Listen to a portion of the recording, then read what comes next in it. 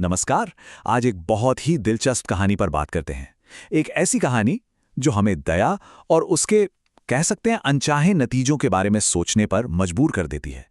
ये कहानी है एक बीज और एक दीवार की। तो चलिए शुरू करते हैं और देखते हैं कि इसमें क्या खास है। तो कहानी की शुरुआत ही होती है एक बड़ी चौंकाने वाली बात से।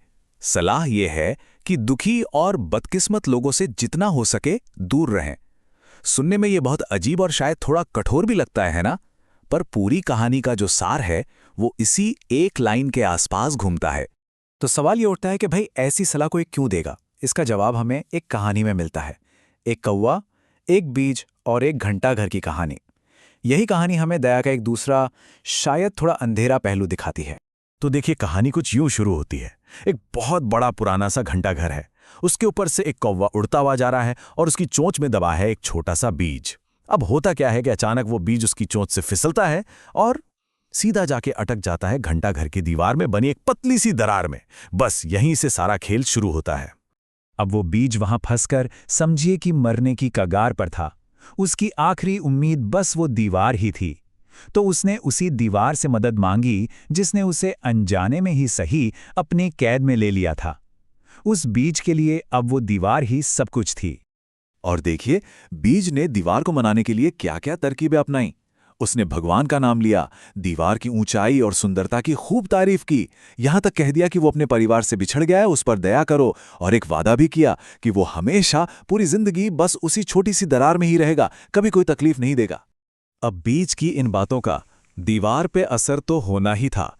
वो पिघल गई और बस यहीं से कहानी एक ऐसे मोड़ पर आ जाती है जहां एक अच्छा, दया से भरा फैसला आगे चलकर एक बड़ी तबाही का कारण बन जाता है। तो जैसा कि मैंने कहा, बीज की बातें सुनकर दीवार को सच में दया आ गई। उसने उस छोटे से बेचारे बीज को अपनी दरार में रहने की इजाजत दे दी।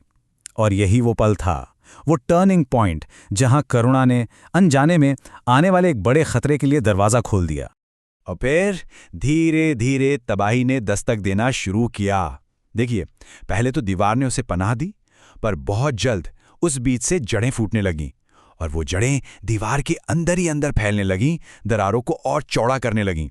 देखते ही देखते वो नन्हा सा बीज एक बहुत बड़ा पेड़ बन गया, इतना बड़ा कि उसकी टहनियां आसमान को छूने लगीं। वो पेड़ इतना विशाल हो गया कि वो घंटाघर भी उसके सामने छोटा लगने लगा।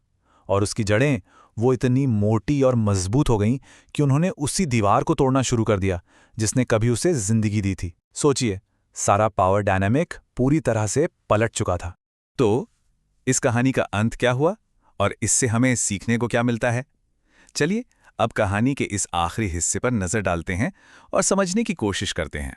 यहां पर हम साफ साफ देख सकते हैं कि उस एक दयालु काम का नतीजा क्या निकला। जो दीवार कभी अपनी सुंदरता और मजबूती के लिए जानी जाती थी, वो अब बस एक टूटा फूटा बिखरा हुआ मलबा बन चुकी थी।